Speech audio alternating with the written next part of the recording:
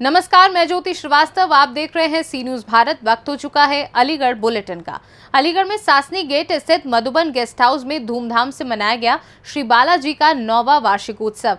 GST विभाग द्वारा सर्वे न करने को लेकर व्यापारियों ने की प्रेस वार्ता। वहीं थाना छर्रा क्षेत्र में तेज रफ्तार से आ रही गाड़ी ने टेम्पो को मारी जोरदार टक्कर, यात्रियों को आई गंभीर चोटें। इन तमाम खबरों पर विस्तार से करेंगे चर्चा। अलीगढ़ में हर वर्ष की भांति इस वर्ष भी श्री बालाजी का 9वां वार्षिक उत्सव बड़े ही धूमधाम से श्री बालाजी मानव सेवा ट्रस्ट द्वारा सासनी गेट स्थित मधुबन गेस्ट हाउस में मनाया गया, जिसमें प्रातः 11 बजे से 3 बजे तक पूर्वजों की शांति हेतु हवन यज्ञ किया गया एवं सागर से पधारे परम श्री देवगुरु श्री अतुल ठाकुर मामा जी के सानिध्य में संकटों का उपाय बताया गया एवं शाम को 7 बजे से विशाल भजन संध्या का आयोजन किया गया, जिसमें भजन गायक शारदा प्रसाद द्वारा भक्तिमय गानों की प्रस्तुति दी गई, जिसमें सभी बालाजी भक्तों ने बड़े ही धूमधाम से भजनों का आनंद लिया एवं वृंदावन से आए कलाकारों द्वारा राधा कृष्ण एवं विशाल वर्मा जी की झांकी प्रस्तुत की गई। इस अवसर पर संस्था के गुरुजी श्री देवेंद्र कुमार जी, प्रधान सेवक गोपाल समेत अन्य लोग उपस्थित रहे। उत्सव आपने मनाया है बालाजी समिति का, तो क्या परिणाम आपको लगा कि अलीगढ़ शहर में इसका क्या परिणाम आपको लगा है जो भक्तों के लिए पहुंचा है? जो कार्यक्रम अभी हमारी बालाजी मानव सेवा ट्रस्ट ने यहाँ कराया है, काफ़ी लोग यहाँ पर एकत्रित हुए। जो हम सनातन धर्म के विषय में लोगों को समझाना चाहते हैं, जो लोग भटक जाते हैं, दुनिया तांत्रिकों के उसमें आ जाते हैं, हम कोशिश कर रहे हैं कि वो संस्कार उनको पूरे मिले और वो ऐसे गंदे लोगों में ना फंसे और हर घर में एक अच्छा व्यक्ति और अच्छे संस्कारों के साथ पैदा हो, विचारों के साथ। ऐसी हमारी सोच है और वो हमें काफ़ी लोग सफलतापूर्वक मिले भी हैं। पहले हमारे संग 5 लोग रहा करते थे आपके अलीगढ़ से, आज हमारे संग 100 लोग खड़े हुए हैं हमारी सेवा मंडल के साथ में। जी, ये लोग जो बालाजी महाराज के नाम पर तंत्र विद्या मंत्र विद्या के करके अपने यहाँ बुलाते हैं, तो क्या लगता है कि वो सही करते हैं या लोगों को उनकी बात माननी चाहिए कि नहीं माननी चाहिए? वो लोगों को भ्रमित करते हैं। यहाँ पर मेरा कहना है कि अधूरा ज्ञान खतरनाक होता है। जो भूत प्रेत व्याधा हैं होती हैं, जितना मुझे अपना ज्ञान है होती है, पर वो धर्म के नाम पर पैसे का भ्रष्टाचार फैलाते हैं, लोगों को बेवकूफ़ कराते हैं और लोगों को भटका देते हैं। जहाँ प्यार प्रेम भी होता है उन घरों में भी वो लड़ाई लड़वा देते हैं, क्योंकि उनको खुद नहीं मालूम कि किसने खिलाया और किसने पिलाया। बस वो ये कह देते किसी ने खिलाया है, किसी ने कुछ किया है, तुम्हारे पितृ पूर्वज नाराज है। जब उनका व्यवस्था नहीं होती है तो वो ये कह के बात को ख़त्म कर देते हैं। पर यहाँ मेरा कहना ये है कि अगर हम उन लोगों को प्यार से, प्रेम से उनका ब्रेन वॉश करें, काउंसलिंग करें और थोड़ा सा उनको धर्म की तरफ जोड़ें, तो शांति उनके घर में जरूर आएगी और पुनः प्रति जो बुराइयाँ बढ़ गई हैं वो अच्छा महसूस होगा। तो ऐसे व्यक्तियों जो फेस पढ़ चुके हैं, फेर में पढ़ चुके हैं, उनके लिए कुछ 2 लाइन बताना चाहेंगे कि उन्हें क्या करना है? उनको सिर्फ अपने इष्ट पर विश्वास रखना चाहिए। घर में श्री हनुमान चालीसा का पाठ करें। जब भी उनको ऐसा समय मिले, एक ऐसे गुरु की तलाश करें जो उनको बिना निःशुल्क उनको उचित मार्गदर्शन दे सके। अगर जहाँ पैसे की बात आ रही है, ये आप मान लीजिए कि वो प्रोफेशनल व्यक्ति है, वो सिर्फ आपको ठगेगा, क्योंकि धर्म कभी भी पैसे को नहीं सिखाता लेना। ये मेरा अपना सोचना है। जहाँ पैसे की बात है तो वहाँ सब प्रोफेशनल शुरू हो जाता है। ये कार्यक्रम धूमधाम से बना है आपका, तो यज्ञ में आहुति वगैरह दी गई है। अगले वर्ष आप क्या चाहेंगे कि कैसा वार्षिकोत्सव और बढ़िया कैसे मनाएंगे? कुछ नया इसमें हम और व्यवस्थाओं को और उचित करना चाहेंगे और जो लोग अब तक अधूरी जानकारी रह जाती है, हम चाहेंगे हर घर से एक व्यक्ति यहाँ पर मौजूद हो। ऐसी हमारी प्रयास और कोशिश रहेगी। हर साल बनाते हैं और बड़े ही धूमधाम से बना रहे हैं।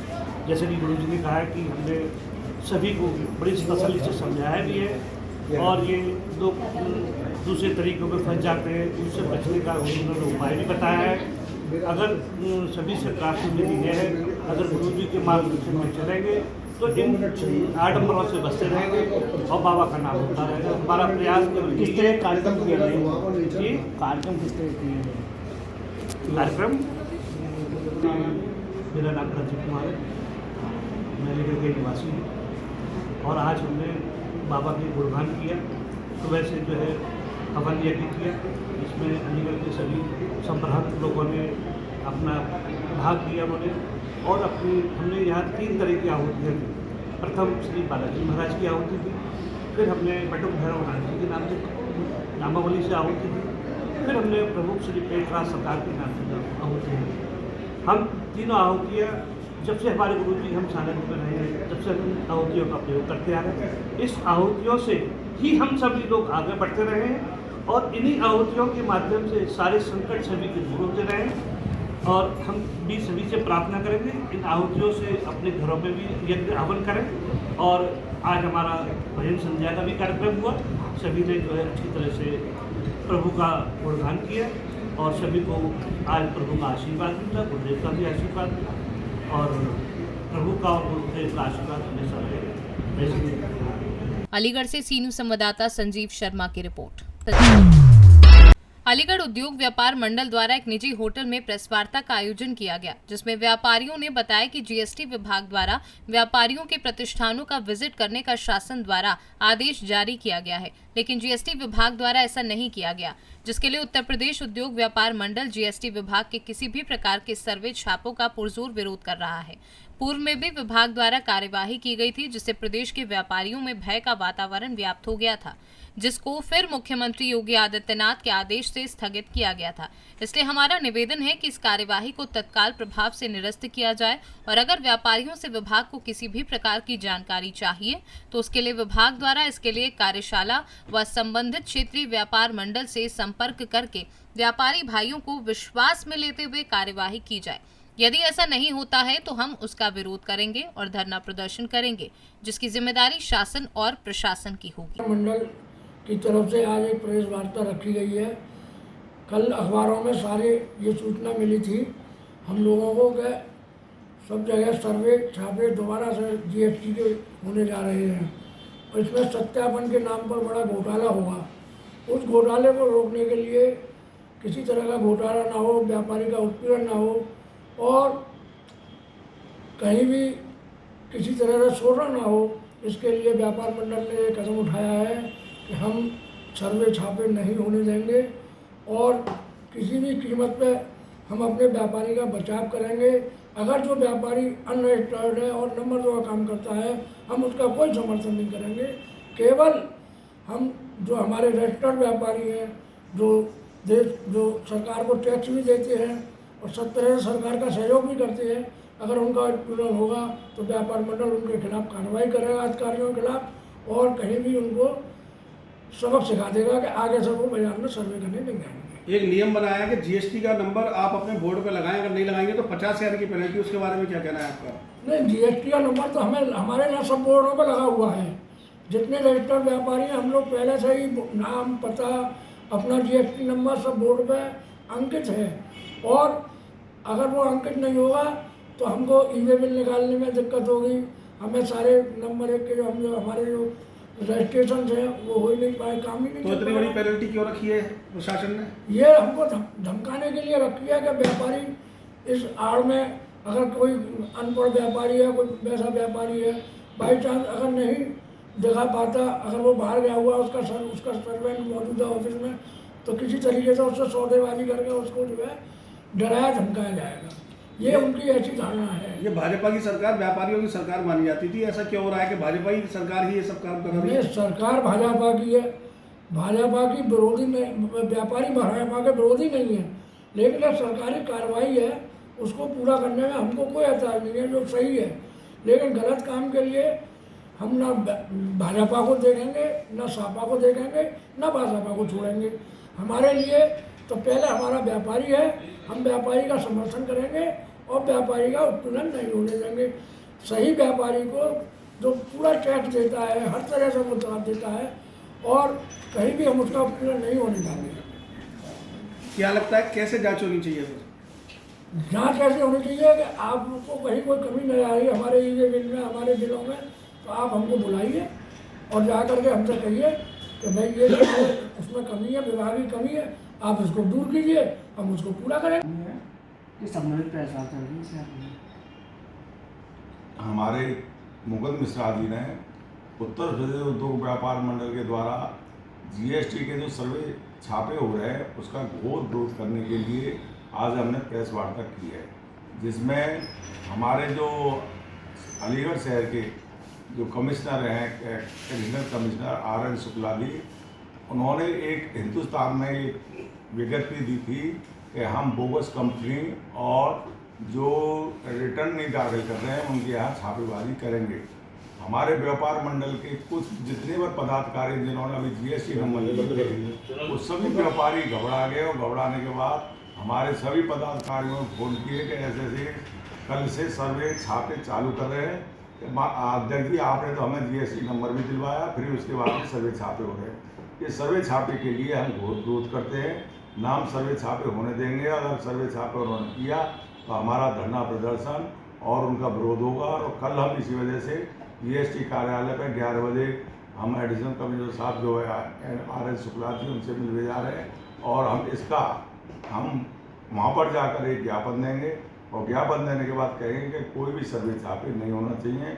अगर आपने सर्वे छापे किया तो हमें इनके पूरे राज्य सरकार से लेकर केंद्र सरकार ने भी पहले मना कर दिया था और वापस लिया था, हम फिर इसको वापस दिलवाएंगे और वरना हम इसका घोर विरोध कर धरना प्रदर्शन पूरे शहर में चालू। अलीगढ़ से सीनू संवाददाता संजीव शर्मा की रिपोर्ट। अलीगढ़ में बिजली विभाग की लापरवाही के चलते खेतों में लहराती हुई सैकड़ों बीघा फसल बर्बाद होने की कगार पर है।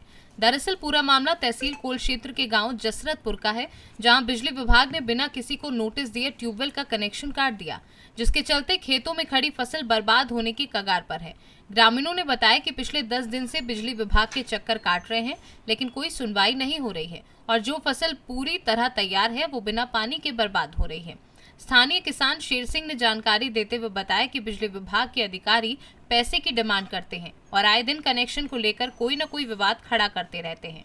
हमने पैसे नहीं दिए तो हमारा कनेक्शन काट दिया, जिसके चलते खेती सूख रही है।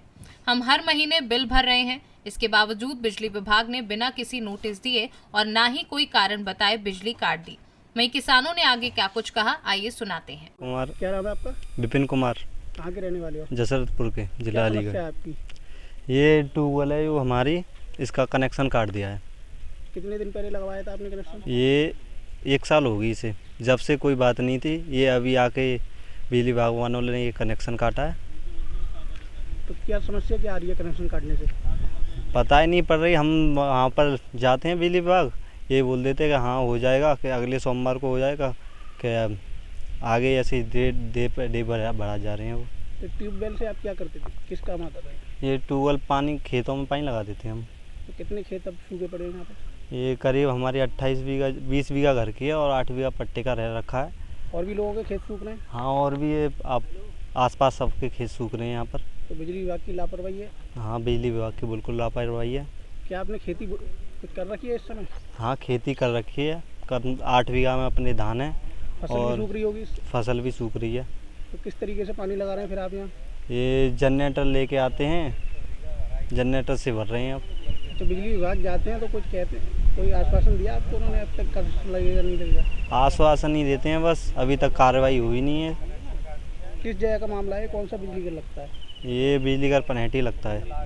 क्या नाम है उनका जिन्होंने कनेक्शन काटा है? उनका नाम तो नहीं पता। जब कनेक्शन काटने आए थे ना कोई कागज़ दिया, ना ही कुछ दिया, घर का कोई भी नहीं था। बिना किसी नोटिस के कनेक्शन काट दिया? हाँ, बिना किसी नोटिस के काटा। बिल जमा किया था क्या आपने? बिल प्रॉपर जमा हो रहा है। हर महीने बिल जमा करना है? हाँ, हर महीने। क्या नाम है आपका? इंद्रजीत। कहाँ रहते हो आप? जसरतपुर में। क्या समस्या क्या है यहाँ? समस्या ये है सर, हमारे ये खेत सारे सूख रहे हैं, हमारे धान हुए हुए हैं 10-12 बीघा, वो भी लाल पर पीले सफ़ेद पड़ चुके हैं और 100-150 बीघा खेत की भराई होती है। सारे किसान परेशान हैं, पानी नहीं जा पा रहा टाइम से। क्यों नहीं जा पा रहा पानी, कारण क्या है? बिजली विभाग वाले आए थे और जम्पल काट के चले गए, हमें सूचना नहीं हुई, हम घर पर सो रहे थे दोपहर में। इसका ट्यूबवेल का बिल जमा नहीं कर रहे थे आप लोग? ट्यूबवेल का बिल महीना टू महीना जमा हो रहा है। कोई नोटिस दिया था आपको कनेक्शन काटने से पहले? नहीं सर, हमारे पास कोई नोटिस नहीं आया। कौन सा बिजली घर है ये यहाँ पर है पनहेटी पर। क्या नाम है आपका? शेर सिंह। कहाँ रहते हो आप? जसरतपुर में। अच्छा, क्या मामला है आपका, क्या समस्या क्या है? समस्या ये है, जी साहब 50,000 रुपये मांगते। किस बात के लिए? कनेक्शन के का है, हम पे है नहीं ये। तो आपका कनेक्शन काट दिया है? कनेक्शन काट दिया है। क्या समस्या क्या आ रही है अब? समस्या खेती सूख रही है, क्या करें, मजबूर हैं। अच्छा, कितने लोगों के खेत यहाँ पे सूख रहे होंगे? यहाँ बहुत लोगों ने खेत सूख रहे हैं। तो ट्यूबवेल का कनेक्शन काट दिया आपके? हाँ। कारण क्या रहा है? कितने दिन पहले लगवाया था आपने कनेक्शन यहाँ? 1 साल है गई। 1 साल से कोई दिक्कत नहीं आई? कोई नहीं दिक्कतें आई। क्या बिल भरते हैं आप, नहीं भरते? बिल भर रहे हैं खूब लगातार। अब इस बार का बिल भरा था आपने? नहीं भरा है खूब। फिर क्यों काट गए कनेक्शन? कितने दिन पहले आपका कनेक्शन काटा है? अब ये है गई 5 तारीख को। अच्छा, तो फिर इसकी शिकायत लेकर के आप बिजली विभाग गए? कोई ना सुनवाई करत। क्या कहते हैं? है जाएगा। किसी चीज़ की डिमांड करते हैं क्या? 50,000 मांगत हैं। किस बात के लिए? लाइन जोड़ीवे की। कौन मांगता है पैसे? यही साहब। यही साहब। अलीगढ़ से सी न्यूज़ संवाददाता संजीव शर्मा की रिपोर्ट। अलीगढ़ में एडीजी राजीव कृष्णा के द्वारा अलीगढ़ जिले की पुलिस व्यवस्था का वार्षिक निरीक्षण किया गया। इस दौरान उनके द्वारा अलीगढ़ के पुलिस ग्राउंड व जनपद अलीगढ़ के पुलिस से संबंधित विभागों में सरकारी रजिस्टर चेक किए गए। साथ ही अच्छी पुलिस व्यवस्था लागू करने के लिए अधीनस्थों को जरूरी दिशा निर्देश दिए गए। वहीं एडीजी राजीव कृष्णा ने बताया कि कानून व्यवस्था दुरुस्त करना और जनता को सुरक्षा का एहसास दिलाना ये आम जनता का मूलभूत अधिकार है, जिसको लेकर लगातार अधिकारियों के द्वारा समय समय पर वार्षिक निरीक्षण किया जाता है। उसी क्रम में आज भी अलीगढ़ जिले की पुलिस व्यवस्था का निरीक्षण किया जा रहा है। आगे उन्होंने क्या कुछ कहा, आइए सुनाते हैं। आज जनपद अलीगढ़ का मेरे द्वारा वार्षिक निरीक्षण किया गया। ये एक सालाना होने वाली प्रक्रिया है जिसमें गहराई से पुलिसिंग के विभिन्न आयामों का निरीक्षण और परीक्षण किया जाता है। सवेरे से ही परेड में होने वाली क्रियाओं गतिविधियों, उसके साथ पुलिस लाइन में विभिन्न ब्रांचेस का निरीक्षण और पुलिस ऑफिस के सभी ब्रांचेस का निरीक्षण, पब्लिक से जुड़े हुए समस्याओं की गुणवत्ता का निरीक्षण, जो हमारे अपराधी हैं उनके खिलाफ कार्रवाई का निरीक्षण, जो अपराध हैं उनकी समीक्षा, इसके बाद जन प्रतिनिधियों के साथ वार्ता, हमारे पेंशनर्स के साथ वार्ता और हमारे सिपाहियों के साथ वार्ता, इन सभी कार्रवाइयों को आज किया गया है। और जनपद अलीगढ़ में जो निरीक्षण के दौरान अच्छी स्थिति पाई गई है, जहां पर एडवाइस की आवश्यकता थी उनको गाइड किया गया है और मुझे पूरी उम्मीद है कि आने वाले समय में भी नागरिकों की सुविधा के लिए और बेहतर ढंग से अलीगढ़ पुलिस प्रतिबद्ध होकर सामने आएगी। अलीगढ़ में टॉप 10 माफिया की क्या स्थिति है, क्या स्टेटस है इनका? अलीगढ़ में जो स्टेट लेवल पर 2 माफिया चिन्हित हैं, वो दोनों ही माफिया अभी जेल में हैं। उनकी मेरे ख्याल से करीब 70 करोड़ रुपए की संपत्ति जब्त की जा चुकी है। दोनों के खिलाफ NSA है। जो भी कानूनी तरीके से कठोर से कठोर कार्रवाई उनके खिलाफ हो सकती है, उस कार्रवाई को करने के लिए निर्देश दिए गए हैं। जो शेष माफिया हैं उनके खिलाफ भी बहुत ही सख्त कार्रवाई की जा रही है। प्रदेश सरकार का माननीय मुख्यमंत्री जी के नेतृत्व में अपराधों और अपराधियों के प्रति ज़ीरो टॉलरेंस की नीति है। उस नीति के तहत बहुत कड़ाई के साथ ऐसे सभी माफिया तत्वों के खिलाफ और अपराधियों के खिलाफ कार्रवाई की जा रही है। सर अलीगढ़ में घटना को देखते हुए जो माफिया मार दिए थे, पत्रकार बन के, फर्जी पत्रकार बन के आए थे बदमाश, ऐसे में अलीगढ़ पुलिस को क्या दिशा निर्देश दिए गए? 2 बातें हैं। इसके लिए जो कंसर्न इंफॉर्मेशन डिपार्टमेंट हैं वो इस पर अपनी कार्रवाई कर रहे हैं और VIP सिक्योरिटी में किसी भी ऐसे पत्रकार को जो संबंधित विभाग के द्वारा उनकी स्क्रूटनी नहीं की गई है या वो लिस्टेड नहीं है, ऐसे लोगों का सिक्योरिटी पॉइंट ऑफ व्यू से वहाँ पर एक्सेस प्रतिबंधित कर दिया गया है। बाकी जो अगर कोई सिक्योरिटी से संबंधित बाकी कंसर्न्स हैं उनको पूरा एड्रेस किया जा रहा है। मांगी जा रही है सूचना विभाग से? जी सर, अलीगढ़ में कई बार ऐसे मामले सामने आए जैसे कि पुलिस अधिकारियों के साथ छुटपैया नेताओं ने अभद्रता की, उनकी वीडियोस भी हैं, जैसे कि SPT साहब हैं, CO सिविल लाइन है, अन्य कई पुलिसकर्मी हैं जिनके वीडियोस हैं, लेकिन उनके खिलाफ कोई कार्रवाई नहीं की गई। जबकि अगर उनका ट्वीट अगर सामने आता है, अलीगढ़ पुलिस द्वारा ये तक कह दिया जाता है इस तरह का मामला कोई संज्ञान में नहीं है। इस पर आपका क्या कहना है? क्या इसमें कार्रवाई होनी चाहिए? मैं समझता हूं कि ये बात पिछली बार आप ही लोगों की मदद से मेरे पास आई थी कि ऐसे ही एक मामले में कुछ व्यक्तियों के खिलाफ न केवल तत्काल कार्रवाई की गई, मुकदमे लिखे गए, बल्कि 3 दिन के अंदर चार्जशीट भी लगी है। तो मैं आपकी बात से इत्तेफाक नहीं रखता हूँ। जो भी कानून सम्मत कार्रवाई, जो भी फैक्चुअल कार्रवाई, लीगल कार्रवाई अपेक्षित है, वो कार्रवाई की जानी चाहिए और वो कार्रवाई की जा रही है। जहाँ पर अगर कहीं कोई कमी रहेगी तो उसको संबंधित अधिकारी द्वारा उसको देखा जाएगा। मतदान केंद्र पर और मतगणना स्थल पर 2 जगह 2 अधिकारियों के साथ अभद्रता की गई। बिल्कुल कार्रवाई की जाएगी। कार्रवाई अभी तक सामने बिल्कुल आई है। बिल्कुल कार्रवाई की जाएगी। अलीगढ़ से सी न्यूज़ संवाददाता संजीव शर्मा की रिपोर्ट। अलीगढ़ के मंगला यतन विश्वविद्यालय में मंगलवार को 9वें दीक्षांत समारोह का आयोजन धूमधाम तरीके से किया गया, जिसमें 1405 विद्यार्थियों को डिग्रियां दी गईं। साथ ही 9 छात्रों को स्वर्ण व 10 छात्रों को रजत पदक दिए गए। दीक्षांत समारोह की मुख्य अतिथि एसोसिएशन ऑफ इंडियन यूनिवर्सिटी की महासचिव डॉक्टर पंकज मित्तल रहीं। वहीं इस दौरान विद्यालय के कुलाधिपति प्रख्यात पत्रकार शिक्षाविद अच्युतानंद मिश्रा समेत अन्य लोग कार्यक्रम में उपस्थित रहे। कार्यक्रम का शुभारंभ अतिथियों द्वारा मां सरस्वती के सामने दीप जलाकर किया गया। इसके बाद छात्राओं ने कुलगीत की प्रस्तुति दी। इस दौरान कुलपति प्रोफेसर पीके दशोरा ने वार्षिक रिपोर्ट प्रस्तुत की। मुख्य अतिथि भारतीय विश्वविद्यालय संघ की महासचिव पंकज मित्तल ने सभी पदक प्राप्त करने वाले और डिग्री धारकों को शुभकामनाएं दी। वहीं पंकज मित्तल ने समारोह को संबोधित करते हुए क्या कुछ कहा, आइए सुनाते हैं। 80 क्रेडिट आ जाएंगे, फिर आप आगे बढ़ते जाइए, डिग्री लेते रहिए, सीखते रहिए। तो this is academic bank of credit. तो इसके लिए क्या करना पड़ेगा? इसके लिए कोर्सेज में एडमिशन लेना पड़ेगा। कोर्सेज का मतलब जैसे बीए में अगर 16 पेपर है तो देयर आर 16 कोर्सेज। अगर बीएससी या किसी में भी जितने भी पेपर को कोर्स बोलते हैं, तो अभी तक यूनिवर्सिटीज कोर्सेज में एडमिशन नहीं दे रहे हैं। तो जब तक कोर्सेज में एडमिशन नहीं मिलेगा एबीसी इम्प्लीमेंट नहीं होगा।